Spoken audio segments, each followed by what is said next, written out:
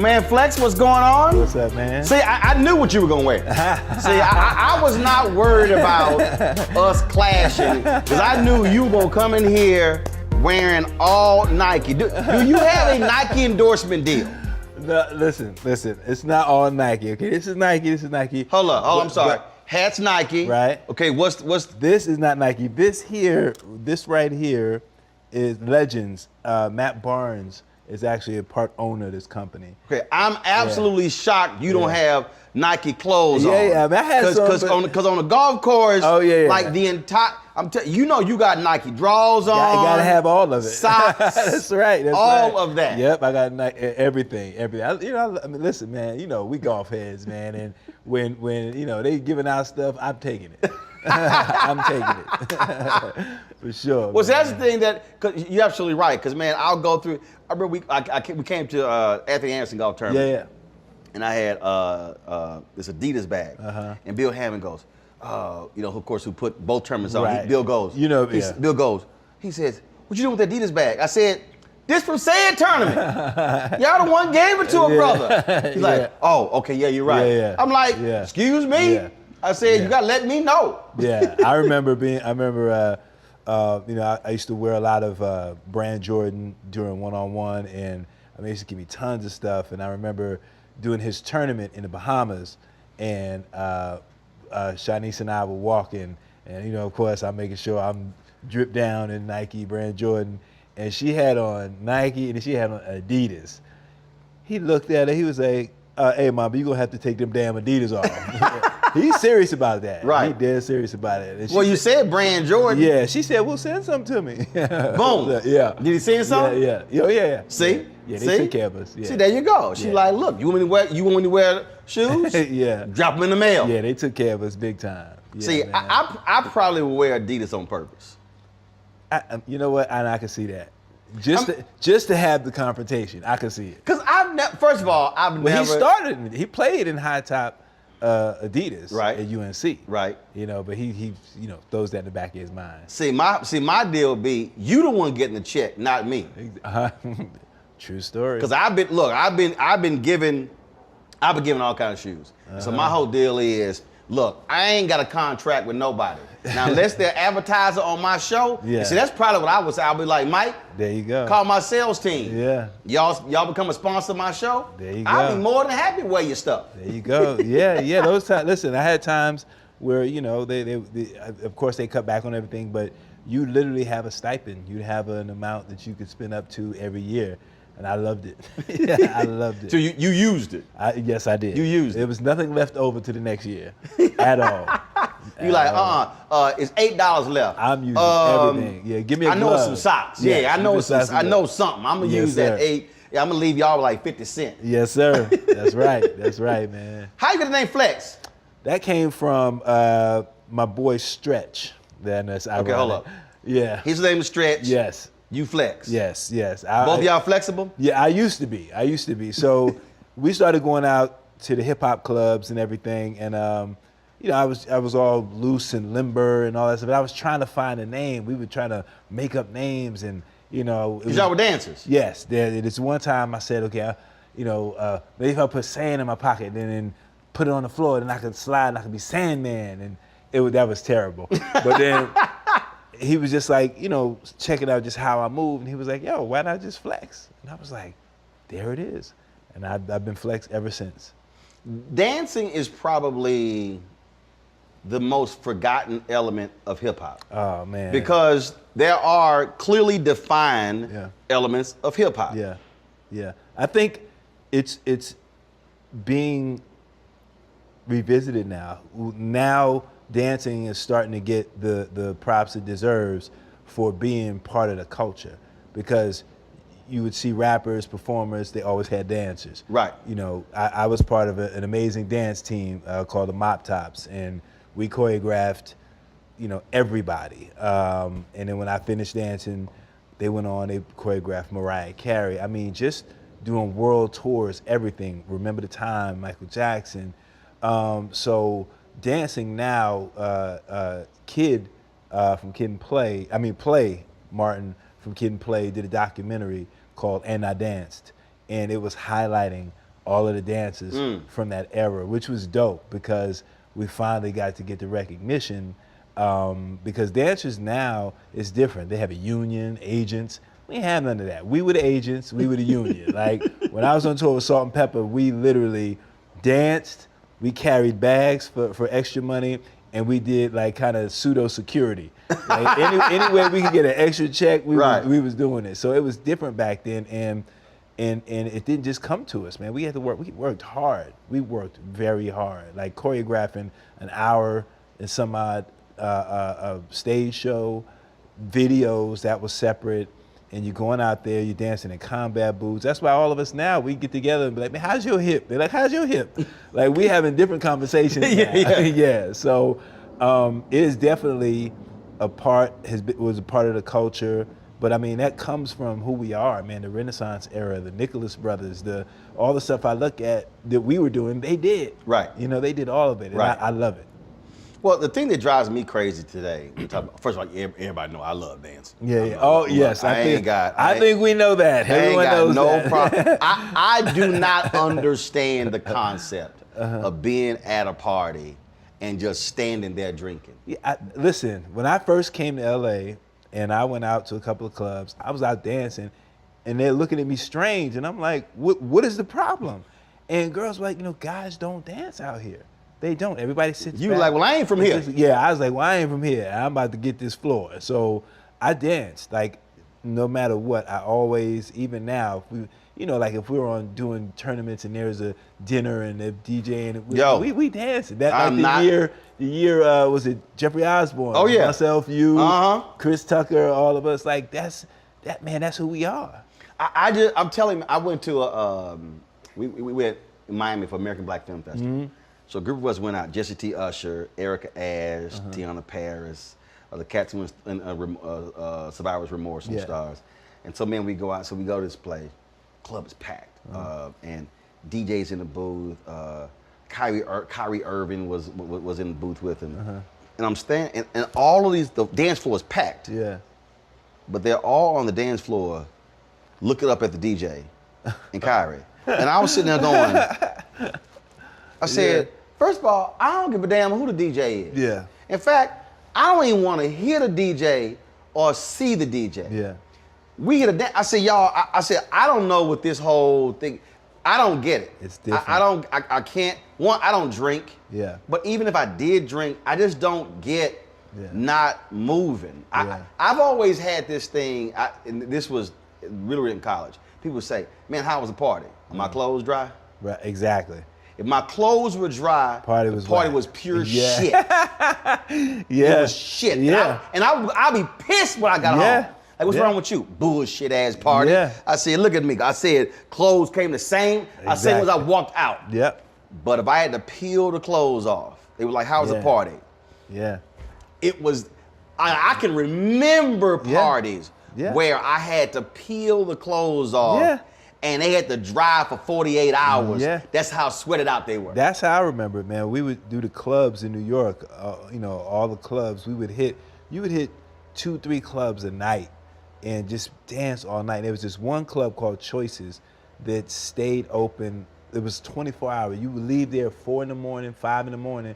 We go to get breakfast and you could come back and it was just, wow. It was one of the only ones like that. And we danced to the sweat till you hurting, right. Like I miss that, man. That was probably one of the greatest times of my life. Because we were broke, we just out there got enough to get to the club, whatever, got enough to get breakfast for $2.25, special, but we danced everything away. Right.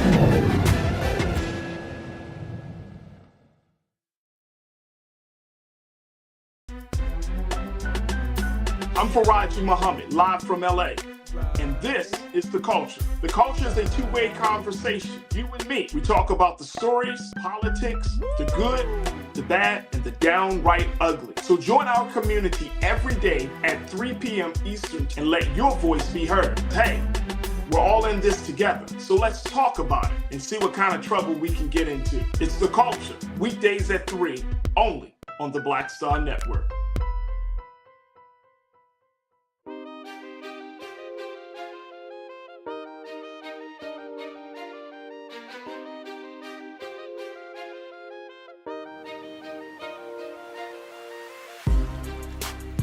Did you see the documentary on Studio 54? Yes. Bruh. Yes. That when I watching that documentary, Yeah. and when they were saying how it was so hype, they said the music was pulsating. Yeah. Cats were just walking in and just throwing their coats. Yeah. At coat check. Yeah. And they said so many coats got mixed up. Folks just went home, and they said the moment they hit that door, Ran right to I the mean, dance floor. on the floor, and they had the photos and the video, and folks was just sweating Yeah. and dripping and didn't give a damn what anybody else thought. Yeah. I was like, that's what I'm talking about. Yeah, if you had great music and that's all that we would go to certain parties in New York because we knew certain people were DJing and we only went if they were DJing because we knew we were going to have a good time. Right. Yeah. Yeah, I can't. That's why I was going through my archives last year with COVID. I was going through it, and I was like, damn, how many folks I got me and D Nice? And that was the deal. And Nice would tell you, he's like, yo, when Roland walk into the door, Yeah. he comes Yeah. to the booth, say what's up, and go right to the dance floor. Same thing. He was one of the people. It would be out of D Nice, Clark Kent, Stretch Armstrong, a house DJ named What do they Basil. call themselves? Basil, the original. Yeah, the originals. Basil, Tony Touch. Like there was certain DJs that if they were playing, you found your way to the party. Yep. Yeah. We were true story. I'm in New York, and I don't know. I think I was there.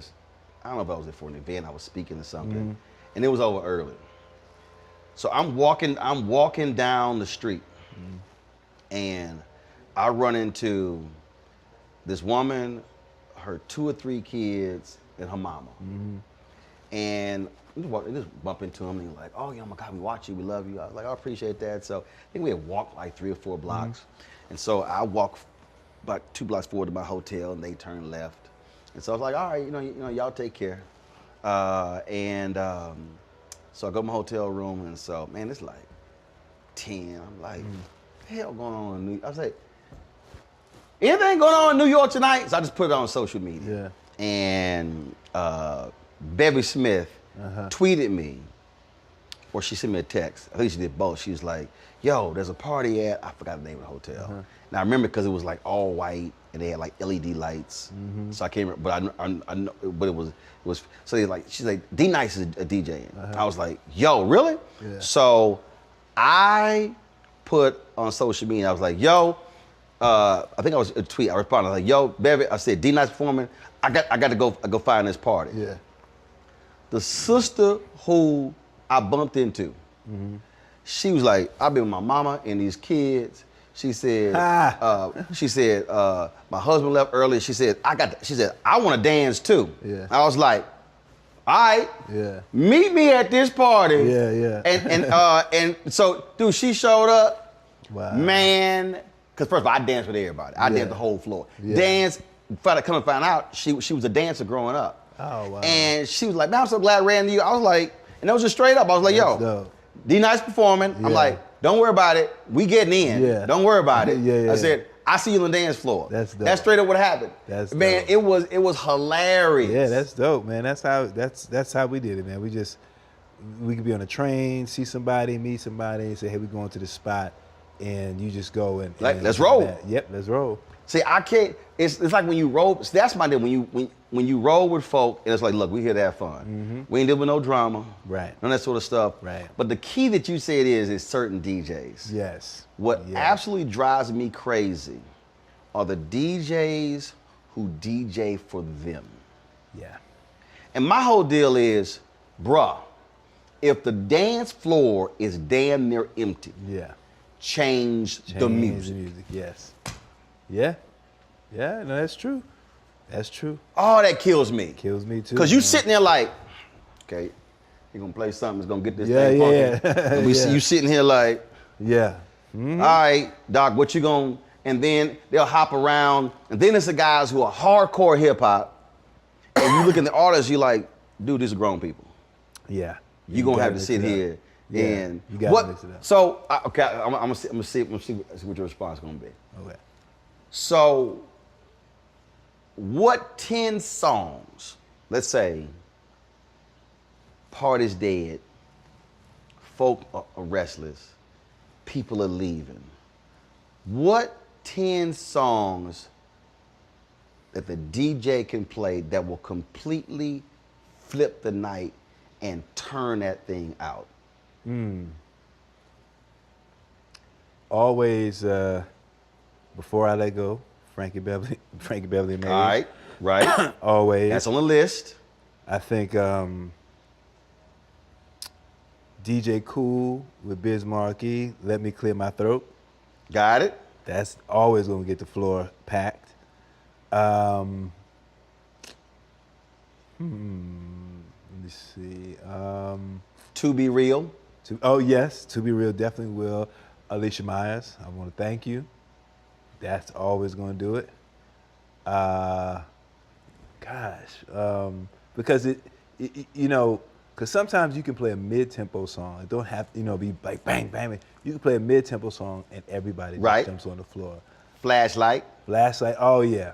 Atomic Dog, always. That's always. Not Atomic Dog. You leave that one out. Atomic, come on. Yeah, you can leave that. Oh, I forgot.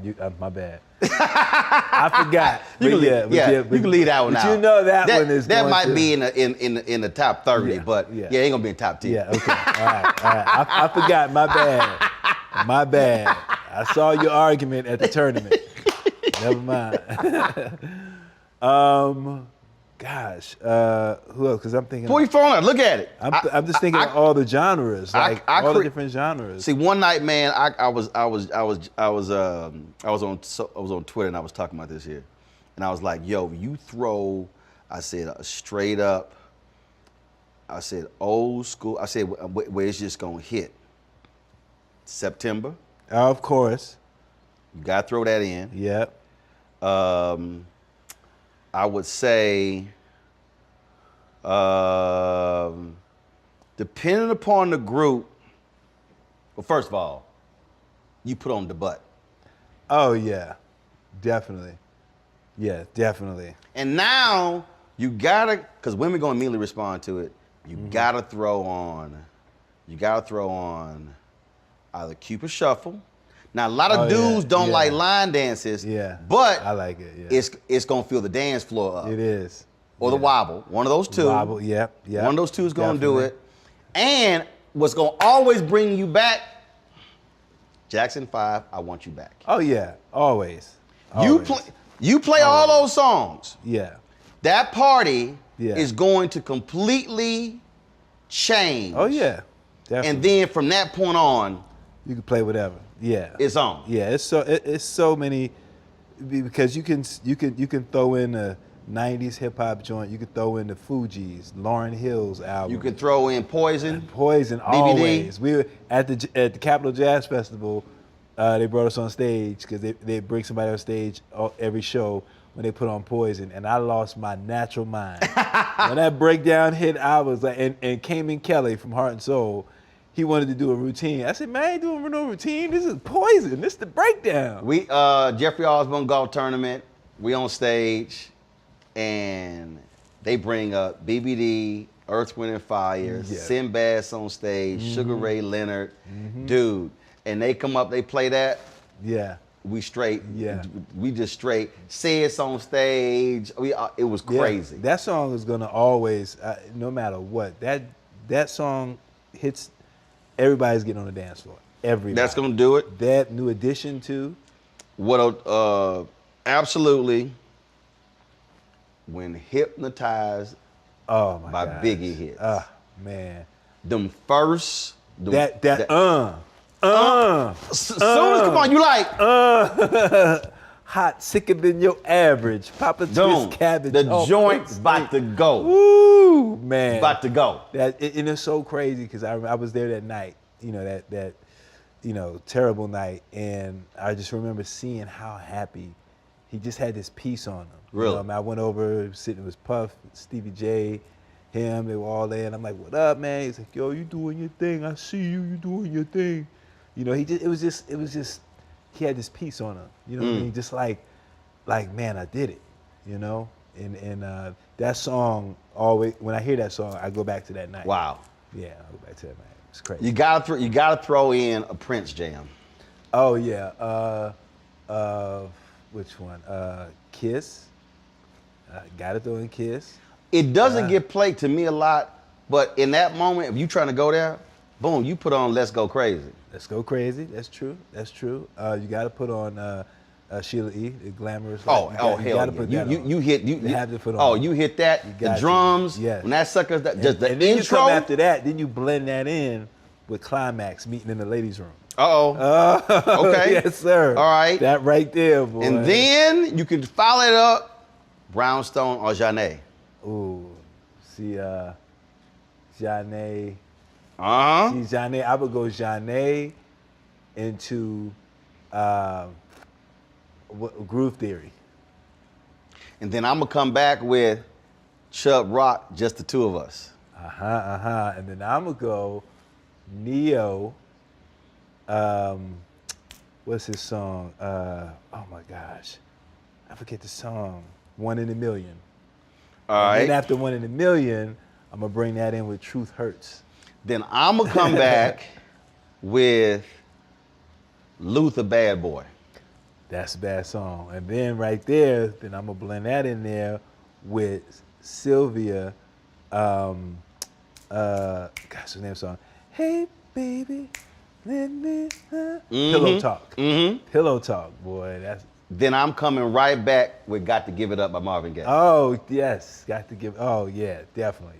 Yeah. Then I'm gonna come in right up there. I'll bring in McFadden and Whitehead. Ain't no stopping us now.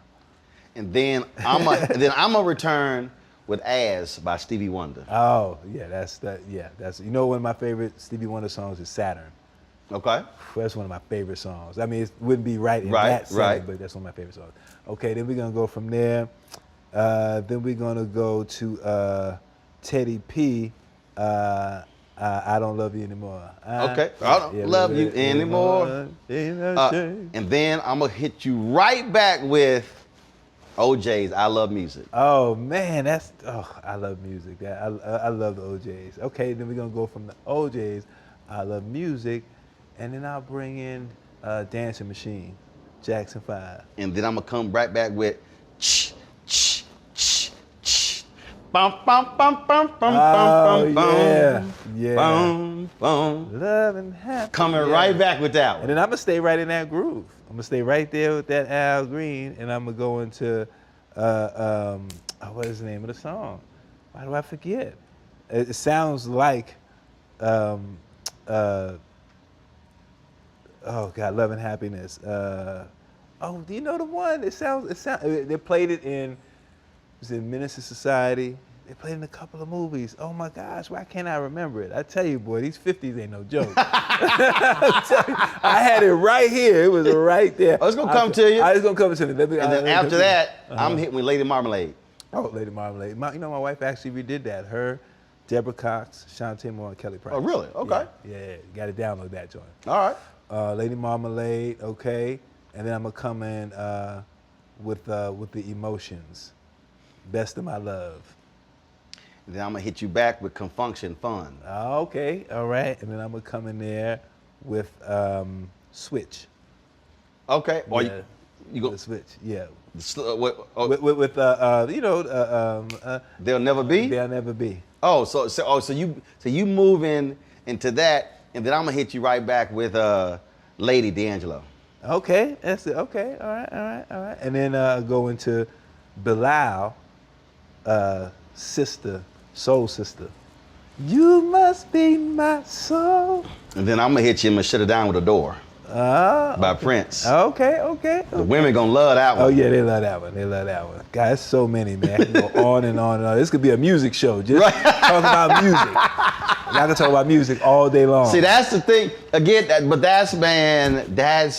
it's just. See, for me, it's a throwback to growing up, where Yeah. our family got together. Yeah. And you said it earlier. Look, you ain't had no money. Yeah. Cats weren't always trying to go somewhere, Right. trying to go out. Right. And it's just everybody at the house. Yeah. Yo, food. That's all I remember. And for folk get in the kitchen, and next thing you know, man, that thing turns into, the get together turns into a 7, 8, 9 hour affair. And then they tell you go to bed, and then they got the grown up party after. No, we didn't do that. Oh, my mom used to kick me out. Oh, you used to kick you out? Oh, sure. No, we stayed up. We snuck out, of course, but we stayed up. It was never. Man. That was even. I was even on a school night. Catches could drop by. It just turned. No, we were always in the same place. The next thing you know, somebody bring out some cards, and then it's either spades or bid whist, and then it just goes into this, man. And that for me, man, that's the thing that I tell people all the time now.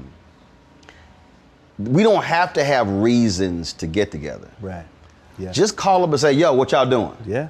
Jump on by the crib. Yeah. They call somebody else, and then it's like, well, what's the occasion? Ain't none. Just getting together. Just get together. Yeah. Yeah. I mean, that drives me crazy miss those days. when people just think that, so what, it's my birthday? No. Yeah. I threw a party when I was in DC, and I put it on. I was like, this is a ain't no damn reason party. Yeah. Yeah. And people were literally like, so what do we bring? Nothing. Yeah. Just come. Then they said, well, I got kids. Bring your damn kids. Yeah. I said, I got a pool. Everybody good. And they were so shocked. I said, y'all don't understand. I grew up, and it wasn't, you didn't drop your kids off. No. We were all there. Yeah. And it didn't matter. Yeah, it didn't matter, Mom. We all had small ass houses. Yeah. Nobody was tripping. Yeah. It was just, hey, everybody in here, we gonna make it work. And we did this in the projects, in the 2-bedroom apartment. It was packed. Moms would cook plates. Her and my grandmother, she sell plates. My mom, deep. She starts hitting me with a lot of this stuff now. The kind of life she lives. She was like, yeah, we were watching American Gangster. She said, I used to work for Nicky Barnes. I'm like, what? yeah. She was a little courier girl, like, blew my mind. So those were the kind of people that were around. I just didn't know. I was just like, we got grown-ups.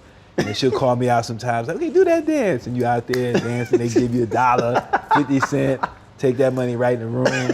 But that's what I think about, man. That's what the song that reminds me of my childhood growing up is Zoom, Commodores. I think about that song all the time. It just reminds me of South Bronx, the summers, girls outside, double dutch with pickles, the dudes playing stickball or tag. See, we had the peppermint in the pickle. That's what the girls would do, yeah. The peppermint, I remember that. Or when you got fancy, you had the peppermint stick in the lemon. I ain't do that one. So that must be a Southern thing. Yeah, that's Southern. Yeah, Southern thing. Yeah, but we took the now laters on the radiator and let them make them soft and take them off. Really? Okay, we didn't do that. Yeah. You gotta melt the now laters. No, see, I did with the now laters. We sucked. Then we sucked on until it shrunk all the way down.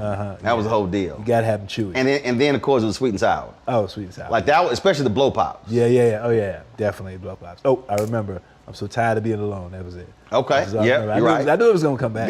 Gotcha. Yeah, but yeah, man, those good days, man. Good day. I missed that. Well, I think what happens is and the reality is we can still do it. It's amazing how people are just so scared to do it. They just don't. And I think what COVID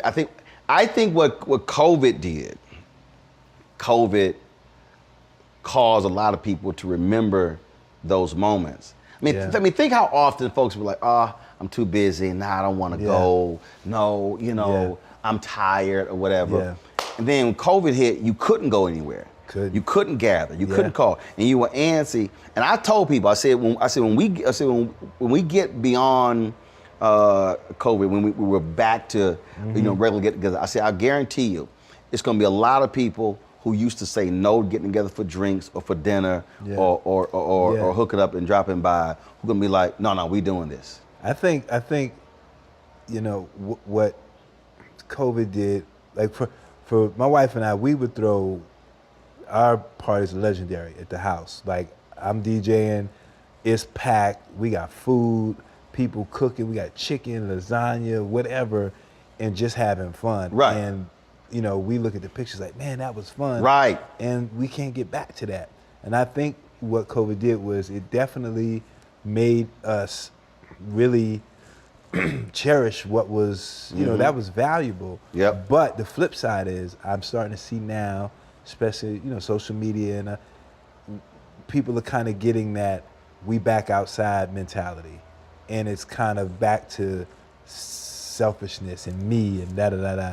I've seen kind of that little transition. Right. It's not the, you know, the unity that it was. Dude, it was crazy. Yeah. It was crazy.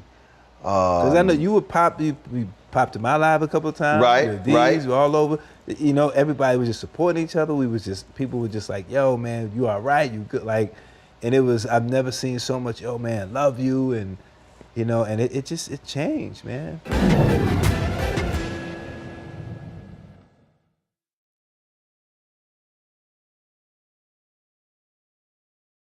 Pull up a chair, take your seat. The Black Tape with me, Dr. Greg Carr, here on the Black Star Network. Every week, we'll take a deeper dive into the world we're living in. Join the conversation only on the Black Star Network.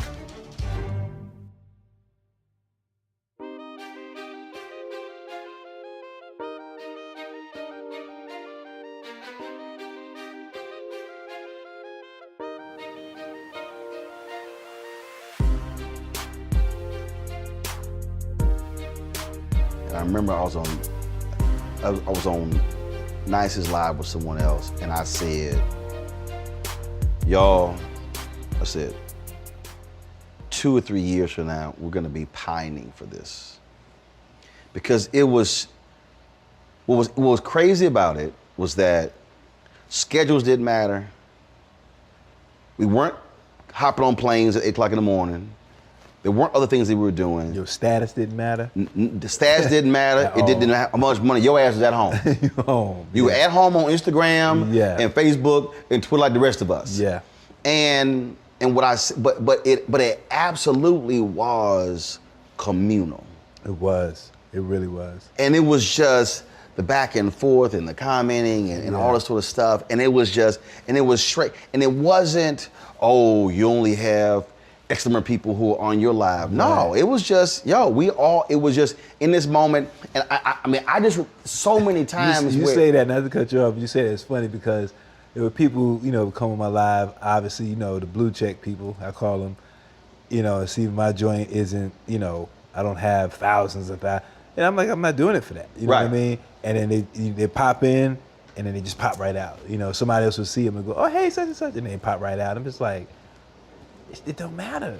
I started doing, it was so funny when somebody was like, oh man, you know, oh, you trying to be a DJ? I was like, well, first of all, anybody who knows me knows I love music. Yeah, I said, so this ain't, definitely. I said, this ain't got nothing to do. I said, you sit golf cart, you gonna hear me. Yeah.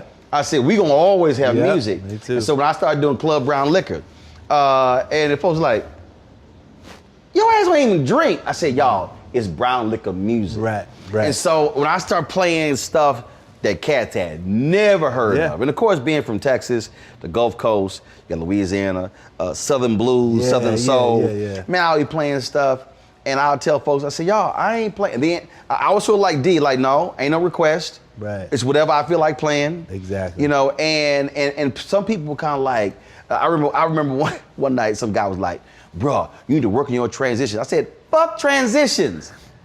I said, man, this ain't my job. Yeah, you got. And Nice was on. Nice. He cracked up. He was like, Ro just said to everybody, fuck transitions. I'm like, dude, I don't care. You're playing the music, man. Right. You're playing the music. I'm like, it's like when you're in your car, boom, I want to hear this song. I said, I'm not sitting here trying to sit here. Well, let me sit here and fade it in, bring it in. I said, man, this ain't what I do. Right. I said, this ain't what I do. Yeah. You know. Yeah. I said, if you don't like it, hop on off. But it was just, we would just vibe. It was just listen to it, just enjoy it, just go. Yeah. And man, it was just, but I told everybody, I said, I'm telling y'all, I said in a year or 2 years, I said, we're gonna want this again, because it was just, we were all in that moment, and it was just, but the music was bringing back the memories. And I think it was bringing back people who are now ancestors. Right. It was people who we grew up with. Yeah. Those moments in time. Yeah. Oh man, I forgot about that song. Yeah. You know, and that's the thing. Yeah. That's the thing. You're right. And I miss that. I just, you know, I just slowly see it getting back to, Yep. we good now. You know what I mean? The travel, the Yeah. schedule. I mean, I've said absolutely. I did it with my family. We lost my mom's oldest sister. She passed, 81. Then we lost a cousin who was 50. Wow. And we were on this group chat, and I said, we should not be getting together only at funerals. Right. Now, mind you, I grew up in a huge family where we got together every Sunday, where like at my grandparents' house, every Sunday. Yeah. It's 50, 60 people every Sunday. I remember those days. And so I said, and then they were like, so there's this annual service for the Founders of our Catholic Church we grew up in. And I was like, it was in March. I said, mind you, this is like May. I said, why in the hell are we waiting until March? Yeah. And it was probably about 6 weeks later, my mom's second oldest sister passed away. Wow. So she lost 2 of her 3 sisters in this in 2021. I said, y'all, what are we doing? I said, why y'all wait? I said, and nearly all my family's in Houston. I'm like, what the hell? I said, have protocols, everybody be vaccinated. I said, we get social distance. I said, but that's literally, this is what I said to them. I said, when we're at the funerals and we're talking about our loved ones, we're talking about those moments. Yeah. I said, we're now going to be in a situation where we will not have any of those moments to reflect on. Right. And they were like, dang, you're right. Yeah. And I said, no one needs an invitation. I said, just do it. Yeah. Yeah. And just let it roll. Yeah. And so they were like, yo, we doing this for Thanksgiving. I was like, precisely. Yeah. You know, I said, everybody got their own individual families, but I said, we can have our larger group family. And it's just forcing people to get out where it's just them and their life and realize that communal gathering, fellowship is so important. It is. Just to sit here and just kick it, just to hang, just to chat, you know, what you're up to. Yeah. And it's not, I need something, it's not, I'm in trouble, it's not, pray for me because I'm in a hospital. No, it's just hanging. Just hanging, yeah. Yeah. See, that's one thing that's what people realize of the golf tournament. It's sort of like we got our own black golfing tour. Yeah. When you sort of, and it's just, that's what it is. Yeah. And what it does for us, man, you see people you haven't seen, and it's a great thing. And I think for your mental health, it's super important because we don't talk about that enough. Yep. You know, I deal with, you know, a mother who, you know, is diagnosed mild schizophrenic, so I know, you know, how important that is. You got to talk about it. You got to get out. You have to see the sun. You see your friends. You see, hey man, what's up? Man? How you doing? Love you, brother. Whatever, man. Seeing Dr. J and seeing Sterling Sharp and all these guys, man, we see all the time. It's, you know, I don't take that for granted anymore. Right. Anymore. Right. Well, in fact, like this year, last 2 or 3 years, Eric Dicker was like, man, you got to play in my tournament. And it was like, all right. And so I always do George, I always do Sid, do Anthony. And I was like, Bet was going to be there. And here's the other thing that, and it's really happened in a lot more in the last 2 years. I mean, really since COVID. And look, you all think about it. You think about, because I'm 53 on Sunday, November 14th. And as you, again, losing 2 aunts, 181, 180. And you think about your parents, my parents, dad's 74, mom is 73, end of November. And you think about your own mortality. And you think about things that we pass up. You think about, yeah, that cost this, but no, I don't really want to. But then it was like, I passed the moment up. And it's been a number of things where it's kind of like, yeah, I'm doing that. Yeah. And okay, I mean, I know that ticket's gonna cost this here. Yeah. But yeah, I'm gonna go ahead and do that. Yeah. And that's one of the things that because I have this sort of as hashtag I use, live life, love it. That you can work so hard, you can save all this money, and then what happens when you can't golf? When you can't dance? Yeah.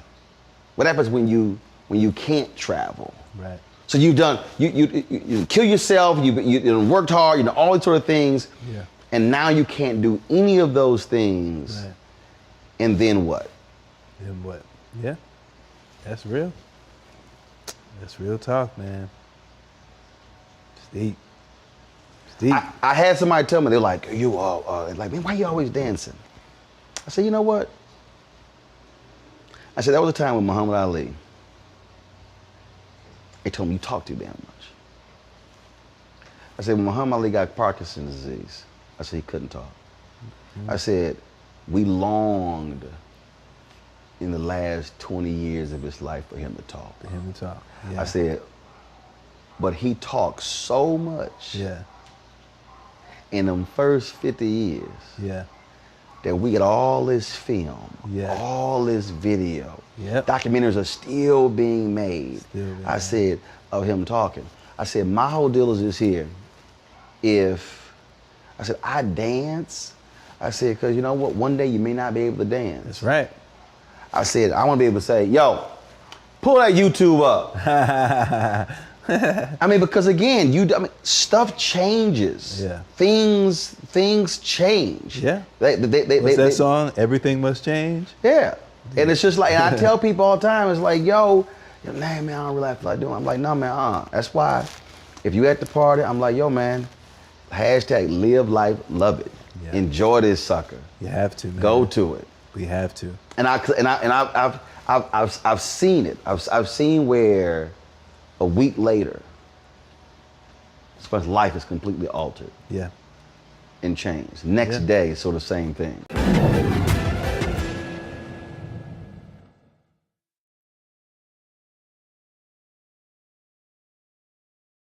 Folks, Black Star Network is here. Hold no punches. I'm real revolutionary right now. Support this man, Black Media. He makes sure that our stories are told. Thank you for being the voice of Black America, Roland. Stay black. I love y'all. All momentum we have now, we have to keep this going. The video looks phenomenal. See, this difference between Black Star Network and Black-owned media and something like CNN. You can't be Black-owned media and be scared. It's time to be smart. Bring your eyeballs home. You dig?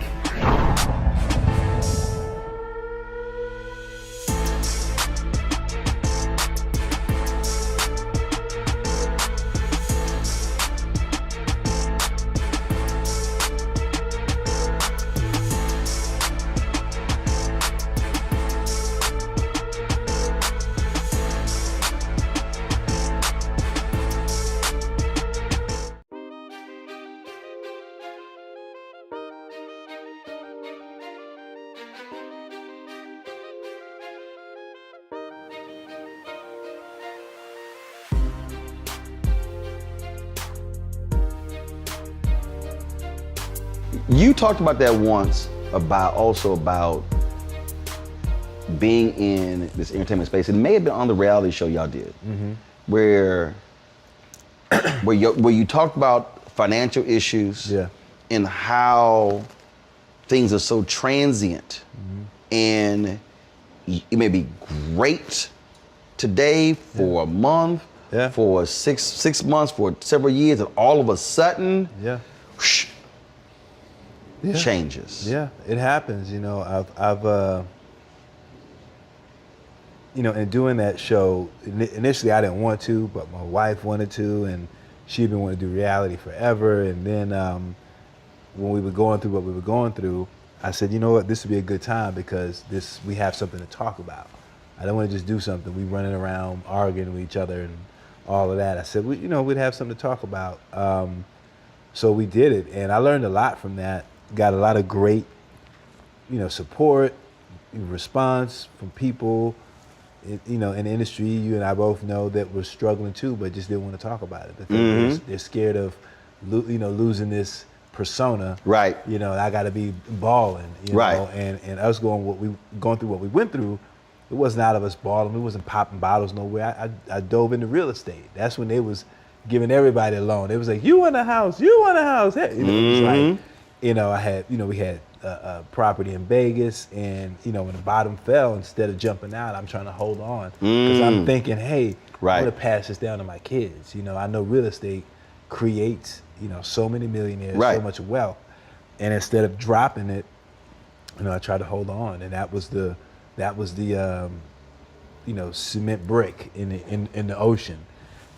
So going through that stuff, you see who your friends are, you see that you have acquaintances in the industry. You don't always have friends. You see what's important. And I learned a lot because I didn't have those lessons growing up. I wasn't taught about money. Right. You know, my grandmother, my mom, I watched them work from job to job.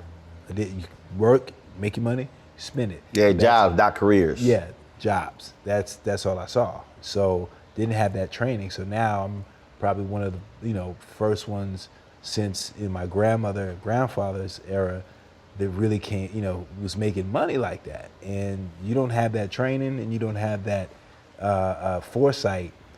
You know, you make mistakes. You know, of course, if I wanted to get my wife something or enjoy ourselves, go to a nice dinner, we did that. But we never did anything really crazy. You know, I just really went hard into real estate, and that's what, you know, when the bottom hit and the whole thing happened in 2008. Yep, 08, 09. 08, 09, that was rough. And you're not working, you know, work is here, it comes, you get a reoccurring here, a guest star here. You know, that's why I believe so much in creating your own content, which I always hear you talk about, which is what I'm doing now, and thankfully have some things that I'm excited about. But it's important because you can't just sit there and wait for that job. Yep.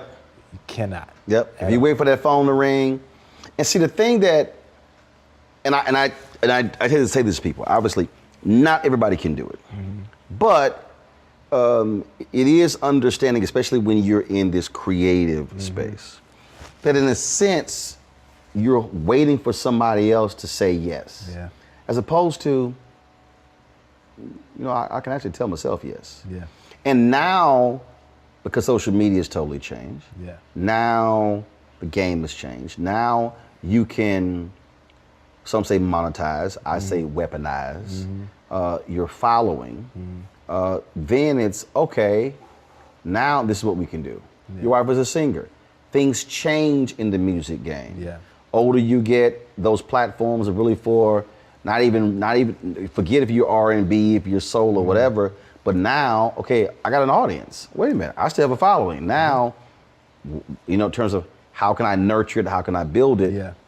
And I think for a lot of people, they only do that when they hit rock bottom or they lose something. And now they're scrambling. Now they're trying to, because see, now you're trying to pay the bills, but also build something. And so I encourage everybody, when you have another great gig or whatever, be building this. Yeah. When I was with TV One, the 4 years that we did, the 4 years of Washington Watch, followed by the 4 years of News One Now, I was acquiring my own gear the entire time. Right. Yeah. The whole time. That's smart. So buy these lights, I buy that camera. Yeah. Buy that microphone, I buy this, buy that. So when they canceled the show, December 2017, I had probably $100,000 in gear. Yeah. So I remember like a month later, we put on this State of the Union event, the State of Our Union. And literally the switcher, the cameras, all sort of stuff, I already owned. Because going back to when I started in the business, my whole deal was I wanted to own my own laptop, my own camera, my own phone, my own pager. Because if I ever lost a job, I would not be without my weapons. Yeah. Yeah. And that has always stuck with me. But you bet on yourself. Right. You bet on yourself. And that's what you have to do that. Because if you don't believe in you, nobody else is gonna believe in you. And also I don't like when I know something work, I need somebody to say yes. Yeah. That's the other thing that for me, whether it's a book, whether it's any of those different things, and it's amazing to me how many people I talk to, who I counsel, advise, and they're. I remember I was talking to this one sister. She had a great book concept. She had a very good following. She was an ordained minister, and we're on the phone. I remember I was driving to an event in Baltimore. So it was probably like an hour drive from where I live. Man, we're on the phone and we're talking. And so we about 25 minutes in. Then finally I said, stop.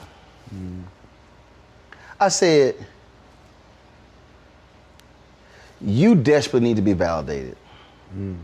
She's like, oh my God. I said, you desperately need to say, I signed a book deal with this company. I'm an author. Right. I said, you can, the book that you want to do, you can publish right now. But she was so, no, but I don't feel like I'm an author. I said, baby, if you got an ISBN number and it gets printed and you sell it and somebody hands you some cash for the book, you're an author. Yeah. And she was so, because I was like, why is she fighting this whole thing? And so it was a breakthrough for her because she realized that it was really the validation of I signed a publishing deal. But there are a lot, especially creatives, who, need that validation. Who you want, even as a stand-up, you go out, you go on stage. The validation is from the audience that you're funny. The validation is they get your material. You do a scene. The validation is, okay, I, did everything I wanted to do, and the reaction from, once people see it. So it's just something in because I know I dealt with that. Just because of how I grew up. Like I needed to know that it was okay. I needed to know that I was good because I didn't hear that. I mean, my grandmother and stuff, but I didn't have that father there to say, hey son, you're good. Hey son, this, that. You know what I mean? So although my grandmother, my mother, they instilled it, you still need that male voice, and I think that carries over into whatever you become. You're creative, there's pieces of insecurity in there. When I do stand up, I'm basically telling that shy part of myself that doesn't believe that I'm funny, shut up. Then I get off stage and then I'm back to that guy. It's a weird dichotomy, but it's yeah, because that is when I think back, as you were talking, because when you said the validation of the audience, yes, obviously I don't care who you are. Yeah. You want to do something where people say, oh my God, I love that. That was great. That was wonderful. The thing that I try to get people to is there are two forms of validation. The second validation is that is I'm on stage and they're laughing, I'm funny. But the first one is the person has to say yes to put me on stage. Yeah. Whereas in many ways for me, it's I'm gonna open my own comedy club. In that I'm not gonna kill myself for you to say yes. Right. I'm gonna go out and tell my people, yo, come check me out, come watch this, and let me know how you like it. And I think that's what stops a lot of people. I think it stops a lot of people, or they're waiting for somebody to say, okay, you cannot go on stage. Yeah. As opposed to, we now live in a world where there are stages everywhere. Yeah. Yeah. And we still think is that old model. I look at what's happening now with in this industry. It's no longer about the Big 7 studios. No. It's no longer even with the streaming services. It's also the proliferation of independent and how they're now even beyond the top tier, beyond Netflix, Hulu, Disney Plus, Paramount Plus, HBO Max. There are so many other platforms where you're like, cool, all right. Y'all told me no problem. Right. I'm going over here and I can still do it. And in our business, this equipment has also changed because the cost is now much lower. Well, literally, Steven Soderbergh has done 5 films. With this. Yeah, it's changed. But it's getting the person to believe they can actually do it. Right. That's a good point. That's the piece right there. Yeah, that is. That's the piece right there. That is. And I'm seeing that with stand-up specials. A lot of people, a lot of comedians I know, they're taking the power in their own hands. They go, I'm gonna take some money, get some equipment, I'm gonna shoot it myself. And then they go sell it. I've seen probably 3 or 4 do that. And that's inspiring. That's like, okay, it's not like back in the day you had to wait for HBO to come or this one to come. Do the deal, production company, distribution. It's gonna cost a couple hundred, $250,000 to bring in the camera, all those different things along those lines. Now, man. Or they're coming out to tell you, and if you're funny, or they're saying, oh yeah, well don't do this joke, and then you might want to stay away from this. Like you can go be yourself and sell yourself.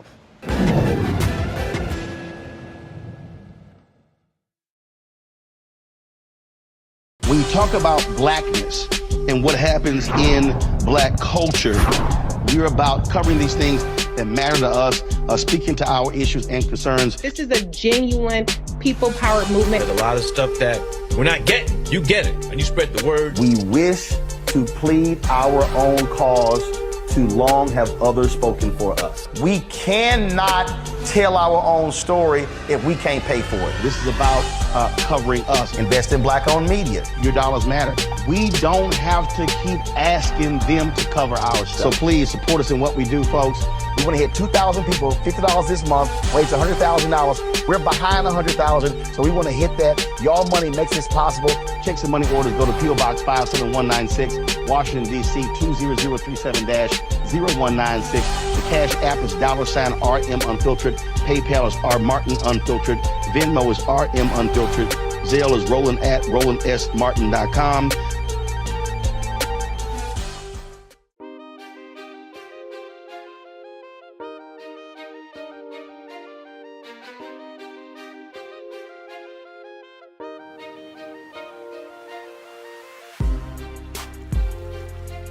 I was a comedian, Country Wayne. Oh yeah, I love Country Wayne. So, and again, because of what we do, I'm when I'm watching something, I'm watching it and I'm laughing, but I'm also looking at how it was shot. I'm looking at the audio. I'm looking at, I'm like, okay, how did they do that? Or how did they get that shot? Okay, what piece of equipment was that? And I was looking at it, I was laughing at one of his videos on Instagram, and routinely he's getting 400,000 and 500,000 views on his videos. So I'm looking at it, and so I hit him. I say, "What you shoot that with?" I'm like, "Did you use Canon C300? Did you use Sony? Did you use DLSRs? What you use?" He was like, "No, iPhone." I was kind of like, then I'm listening to the audio. I'm like, okay. Well, that's great audio. I was like, are you boom mic or are you using? And again, because the thing is, I'm watching it and I'm looking at how it was shot. I'm looking at the fluidity, I'm looking at the movement or whatever. Because when you're in those situations, look, you use what you got. It's sort of like my grandfather. When we went to my grandparents' house, they had 8 kids, who had 42 kids. Wow. They can make a pot of gumbo. And you're gonna have some chicken and sausage in your bowl. Now you may not have individually 3 pieces of chicken and 5 pieces of sausage in your bowl, but you're gonna have it in your bowl. Everybody gonna have some chicken and sausage in the bowl. He knew how to take 2 chickens and feed all them people in a big pot of gumbo. And it's figuring out what's at your disposal to make it work. Yeah, I like that. What's at your disposal to make it work? So you mentioned the content, what are you building? What are you doing? For me, creating 2 shows, one which my good buddy Chris Spencer's EP on, and I'm working on, putting my stand-up special together. I've never had a stand-up special all these years, starting stand-up in '89, I started. And I made the mistake of, once I got my show, I stopped because I didn't want to travel. I tried to do a show. I took my daughter, my wife, we went, and it was just a lot. And I was like, So I was like, do I really want to be gone from Thursday to Sunday? And I'm like, well, I'm making the money, so I don't really need to go. But that was a pivotal time. And I remember Kevin Hart telling me that. He's like, man, what you doing, man? You got to stay on stage. And I was like, well, I'm making money. I ain't got it. I'm young, thinking like, I'm good. And he was absolutely right. What show did you have at the time? This was one-on-one. Got during it. that time. So you're doing one-on-one, going great. Yeah. You making money. You like.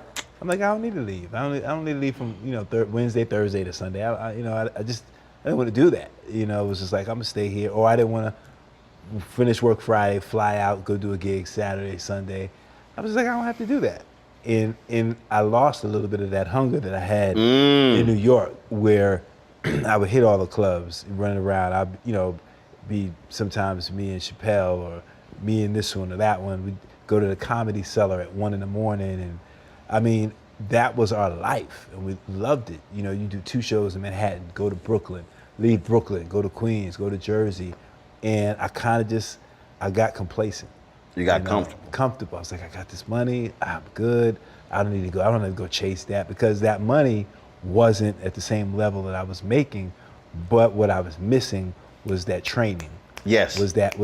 And it wasn't the money. It was the money. It was that's what I needed. But also, so how long did the show last? 120 something episodes, 6 years. Yeah, but the show ended when? In 2007, I think. Then what happens? And after that, we had to crash, 2008. Right. Went through all of that. Yeah, went all of that, and wasn't going on the road. So I wasn't even in the mind frame of comedy at that time. I was when I'm talking to people, I use this. Yeah. I use the example all the time. Mm-hmm. So one-on-one was your main. Mm-hmm. And you completely ditched your side hustle. Well, that was my first love. Right. No. Prime and love are 2 different things. Right. It's so like, what's paying the bills? Right. Yeah. That at the time. Okay. So this first love was paying the bills. Right. So this really became the first love was side hustle. Okay, because it was less than that. Right. But the reality is, that goes away. Yeah. Now this is now dormant. Right. As opposed to when that's going well, no, I'm still doing this. Yeah. Then all of a sudden, if this gets to here, yeah, if that goes away, yeah. Oh yeah. Now I'm not restarting. Now I'm not. Yeah. See, I've had to walk people through this where I tell them, don't wait for the crash to start building. Yeah. Yeah. Because the pressure is different. It is. It's the day. Look, again, I got to pay this, got to pay that. And so I said versus, no. Keep building. Yeah. Keep building. In retrospect, keep building. I'm like, I get it. Like in retrospect, I'm like, because it's just like an audition. If you not working and you go to an audition, it can smell desperation. As opposed to if I'm good, I'm working, I go in there, I'm like, I don't even care. You get it. Yep. So many gigs I've gotten like that. I'm like, I don't care, whatever. But you go in there like, they know, they smell it. Yep. And for me, the stand-up, which I love, like I slept, I ate, I drank it. Like, again, you see that check and you go like, oh, they're only giving me 10,000. Oh, they're only gonna give me this. I don't have to go. Instead of, what you said, thinking, hey, let me just keep building this here. So, because you never know, and then I can just, because this is forever. I can just stand up. That's what I'm saying. That is the piece. Forever. Doc, when I was at CNN, it was a trip. We had announced, Jon Stewart had cracked on me wearing ascots. Then I fired back at Jon Stewart. Then Jon Stewart came back and fired at me, and he was like, Roland, you win this round. People were like, dude, you came back at Jon Stewart? I'm like, hell yeah, messing with my ascot. And it was a trip because I had been talking with this brother about launching a line of ties, bow ties, and ascots. Right. And so I'll never forget, we were on the 5th floor studio, I think, CNN. And guy was the Washington bureau chief. He go, now Roland, you know if you were full-time, you couldn't be doing all these things. I leaned in, I said, and that's why I never be full-time. You sort of jump back. Because my whole thing was, again, go back to the validation piece. Their deal was, we're CNN. You got a clothing line. You got Tom Joyner. You're doing TV One, all those different things. And in fact, John Klein, who was the president of CNN US the next year, took me to lunch. He says, when are you gonna stop doing all these things? And I said, when are you gonna give me a 5-day-a-week show? Because we'd already negotiated, see, I had a 2-tier contract. I was a contributor, and we'd already negotiated a hosting contract that would pay me, I think it was $500,000 or $600,000 to host my own show. Right. So I was like, oh, you want me to give up my other stuff, which was actually flexing my muscles. Because CNN only was allowing me to do this. Right. I eventually got my own Sunday show on TV One, which allowed me to do this. Right. I was publishing my own books, allowed me to do this. Right. Doing radio on the Tom Joyner Morning Show allowed me to do this. And so I was using all of my stuff coming together, but not just with one place. Right. And I refused to do so. I refused to leave. Yeah. 2010, John Klein gets fired. 2013, Jeff Zucker comes in, he takes over, doesn't renew a whole bunch of us. When I walked out of CNN April 2013, I still had a show on TV One, launched a daily morning show. Right. Still had Tom Joyner, still had my books, still had my speeches. I would have been a damn fool had you dropped to give that stuff up in 2009. And with now, all of that put me in the position to what I'm doing right now. I would have been crazy to give it up. But that's one of those things where it was, no, I can't, no. Yeah, that's smart. Unless you're gonna sit here and roll that Brinks truck in here. Yeah. But more importantly, allow me to use all of me. Yeah. I can't do it. Yeah. No, that's smart. That's smart. Again, like I said, in retrospect, I totally understand. Hindsight is always 20/20.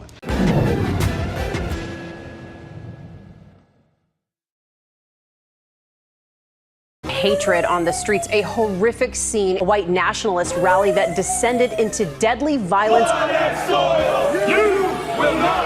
White people are losing their damn minds. As an angry pro-Trump mob storms the U.S. Capitol, we've seen We're about to see the rise of what I call white minority resistance. We have seen white folks in this country who simply cannot tolerate black folks voting. I think what we're seeing is the inevitable result of violent denial. This is part of American history. Every time that people of color have made progress, whether real or symbolic, there has been what Carol Anderson at Emory University calls white rage as a backlash. This is the rise of the Proud Boys and the Boogaloo Boys. America, there's going to be more of this. Here's all the Proud Boys, guys. This country is getting increasingly racist in its behaviors and its attitudes because of the fear of white people. The fear that they're taking our jobs, they're taking our resources, they're taking our women. This is white fear.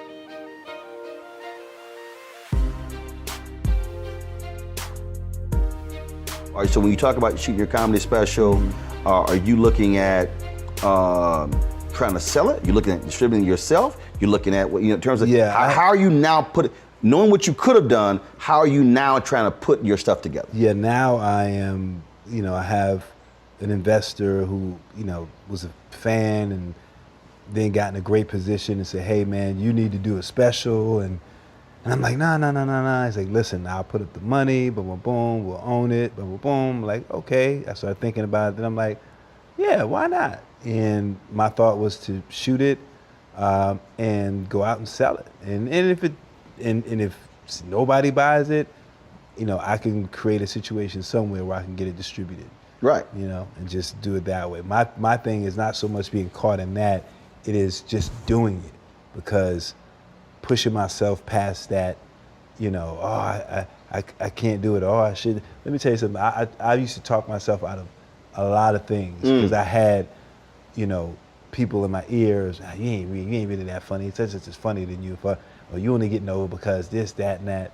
And a lot of that stuff used to eat away at me, when I was younger, and I was just like, man, am I funny? Maybe I'm not funny. Oh, again, it goes to the validation thing. It goes to that, having that voice in your ear. But, I got well past that, because I'm just at a place now in life that, I don't care, what people say. I'm like, whatever. Listen, I did the Michael Jackson movie, so you can't care what nobody saying me to do that. And I did it pre-social media. Right. So now I get nice little gifts on my timeline. They're like, man, what the hell was you thinking about? And then my picture with my pasty face. I said, hey, they paid me very well. And how many people get to say they portrayed Michael Jackson? I mean, oh gosh, so terrible. But yeah, how many people can say that? Did y'all ever cross paths? I met Michael a couple of times, but this was before. Obviously did the movie. He had the stuff going on then, the trial and all that. Right. I hadn't seen him in a while, but met him twice. Met LaToya and the brothers and stuff. Jackie used to live out by us, and they were they were cool. Like LaToya was like, oh, it was really great. Jermaine was like, he loved it. And listen, it started out. I get a call. Manager says, hey, they do this Michael Jackson movie, VH1, and they want to see you. And I'm like, they know I'm 6'4", right? So I go in, meet with this director, nice guy, great guy. We talk, no reading, nothing. We just talk. And I leave. Excuse me. Leave, get a call a couple of days after, they want to do it, but when they're offering you this, I'm like, really? Find out that there were two people they were looking at. Myself and, oh gosh, why am I forgetting his name?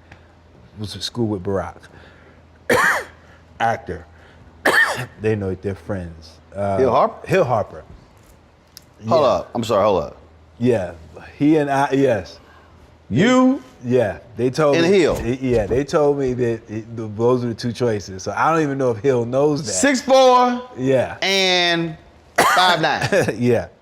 Okay, how tall was Michael? Yeah, he was about 5'9", I think. Oh, really? 5'10", something like that. Oh, okay. Yeah, so we were the choices. Anyway, I get it. We go to shoot it in Canada, and just from then, I was just like, no, we need to get somebody to come up, from the States to do the makeup, because I just knew, when they started airbrushing me, I knew I was in trouble. They wanted to put a nose on me, a prosthetic. I was like, no, yeah. And the hook was, we got all the music. You're gonna be doing these great performances with the real music, and then we the fourth quarter in, and come to the trailer. Yeah, so Flex, about the music. Legal, wasn't able to get it cleared. I'm like, but y'all told me that from the beginning. So it really took it down. I think had it had the real music, it may have helped. But right. Yeah, but that came at a time that was, I had finished the show and I was thankful, man. My thing is I just love working. Right. I just love working. Like whatever. We all have jobs that we probably look back and go, man, I did that, but it's work. Yep. And work begets work. and I just love to work. That's it. Is there? You've been in the business a long time. Yeah. Music, movies, videos, we can go down the whole line. Is there somebody, music or film, whatever, that you really want to do something with? You really want to. Oh my God, Denzel. Denzel is for me, he's the epitome. You know, I mean, I met Denzel playing ball at the Hollywood Y. We had these historic runs at the Hollywood Y. Chris Spencer, gosh, anybody you could think of, Jerome from the time, like anybody you could think of would come down there and hard-nosed run. I mean, brothers is fighting and I mean everything. That's where Ron Shelton got the majority of the people for White Men Can't Jump by coming down to the Y.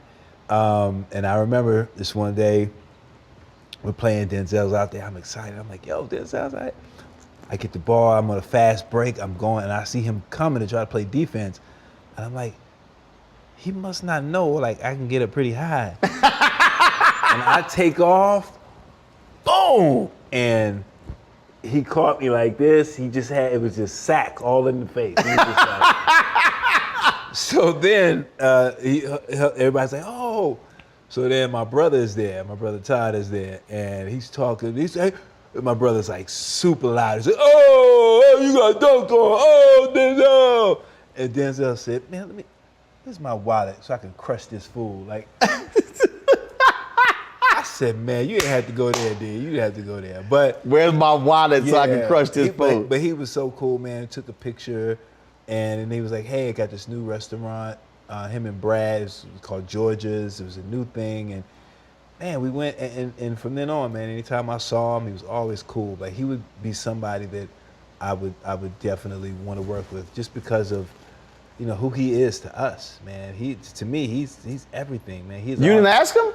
You didn't say, man, let's do something? At that time, I didn't. At that time, I was so still enamored, and I wasn't even thinking about, you know, dramatic stuff or any others. At that time, I was doing sitcoms, so I was kind of in. So when the last time you saw him? Judge Mathis's house. That was maybe 12 years ago, something like that. And I had done a commercial, and I remember getting teased on social media for doing a commercial. Like, why are you doing a commercial? Ah, man, you can't get no work there. I'm like, do you understand how much that commercial paid me? Right. And Sam Jackson has said commercials. He said you making movie money. Let me tell you something. It was an AT&T commercial, and they played it during the Super Bowl, almost every other commercial. And they had two different versions, and I got paid from both versions. I was like, man, I don't care what you talking about. Like, I mean, that was at a time where things were really down, so that came right on time.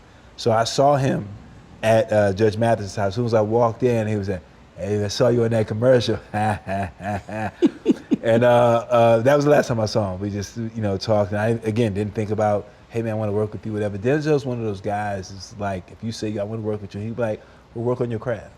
Yep. You know, work on your craft. You know, if, you know, you get to that point, then, yeah, I'll see you. He ain't going to be like, hey, come on. So that's what I did, you know, that whole time, just working on. So here's what we're going to do. We're going to make a video. Okay. And I'm going to send this to Paulette. Okay. See, that's how I get to Denzel. Yeah. See, that's what I'm always cool with the wife. Yeah. I'm cool with. I understand. And then if it's an actress, I'm cool with the husband. Right. I always get to him. Paulette is a sweetheart. All right, Denzel and Paulette. So I'm sitting there interviewing Flex. I said, who you want to work with? He said Denzel. Denzel, he said he dunked on you once. Y'all used to hoop. So we're gonna send this to him right now. Go ahead. What's up, D? Man, I'm sorry about the dunk in Hollywood Y. I'm so sorry about that. You probably don't even remember that. But yeah, man, you are definitely the pinnacle for me, and definitely want to work with you, man. So you know, keep me in mind. All right. So I told him, I said, we're gonna make this video. I'm gonna send it to you. I don't know what happened. I did my part, and so I said I'm gonna forward it on. Paulette, you next to sit down on the couch now. You next for the next interview. You know we've been talking about it, so we're gonna make that happen. We're gonna send that right now, and let's see what happens. Let's see what happens. Now it's so funny because I interviewed Trevor Jackson and he said the same thing, and I sent it to her, and she was like, I'll pass it on. I'll pass it on. See, I tell everybody. I'm sure she gets that all the time. Of course. People, I'm sure, man. That just, yeah, man. That dude is just, man. He's a pinnacle. Well, my man, good to chat with you. I appreciate you, man. You know, chopping it up. I appreciate having a good time. Yes, sir. See, so now next time I come out to LA, we gonna have to throw a Flex and Rollin'. It don't matter, get together. Because normally I used to do this all the time. I would do dinner parties. Oh yeah. I would come here, and it was totally text message. It wasn't no invitations. Right. Wasn't no. It was like, yo, we just come as you are. We just it was get together. Man, we had a potluck one time. Yeah. And it was by 60, 70 people. Folks brought food. That's Dude, awesome. It was crazy. That's dope. So that's dope. Yeah, I'm thinking.